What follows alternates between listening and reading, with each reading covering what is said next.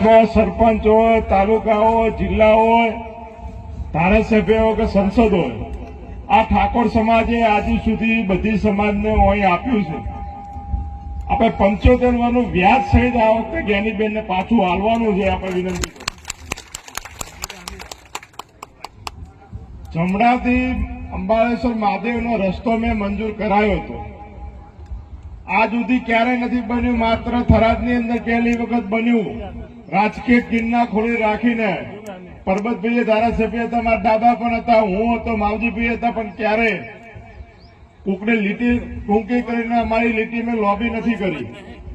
પણ મહાદેવના ધામમાં જવા માટેનો રસ્તો હતો, માત્ર ગુલાબસિંહે મંજૂર કરાયો છે. એના માટે કંઈ રદ કર્યો એનો જવાબ પણ બધા હાથની તારીખે આપજો. બધાને વિનંતી.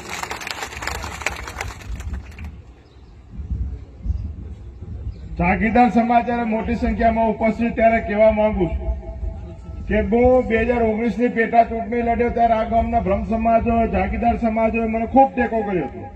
મારા દાદા કહેતા ક્યારેક આપી શકાય, સંજોગો ક્યારેક ના આપી શકાય, પણ આપ્યા હોય તો એ આભાર માનો, ના આપ્યા હોય ત્યારે આભાર માનો. કેમ કે ક્યારેક સંજોગ બને, ક્યારેક મદદ થઈ શકે, ક્યારેક ના થઈ શકે.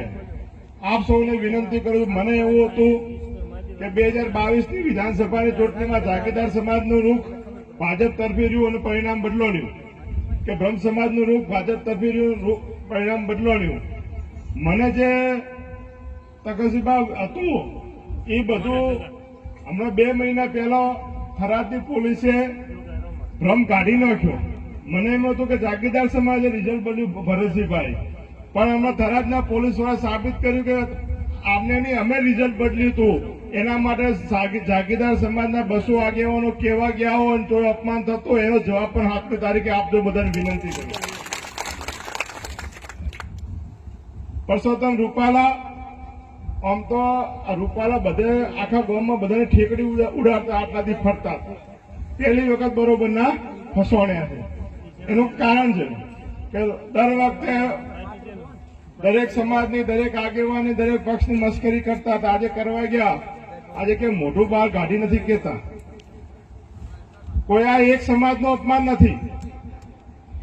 નાની મોટી જાગીરો દરેક સમાજની, ક્યાંક બ્રાહ્મણ સમાજની હતી, ક્યાંક ઠાકોર સમાજની હતી, ક્યાંક રાજપૂત સમાજની હતી, ક્યાંક હું તો કોઈ ગઢવી સમાજની હતી. દરેક જગ્યાએ ના ક્યાંક જાટ સમાજની હતી, નાની મોટી ક્યાંક કાઠી સમાજની હતી. આ દરેક સમાજનું અપમાન, એકલા જાગીરદાર સમાજનું નહીં, પણ 18 આલમનું અપમાન જયારે કર્યું હોય ત્યારે, જ્યાં સુધી આખા ગુજરાતની અંદર ને હું હમણાં રાજસ્થાન ગયો ત્યાં પણ બધા રેલીઓ કાઢી રહ્યા છે અને વિરોધ કરી રહ્યા છે. ત્યારે પરસોત્તમ રૂપાલાની ટિકિટ માટે, આટલો દેશના આઝાદી માટે કે આટલું બધું કુરબાન કરનાર સમાજો માટે કરીને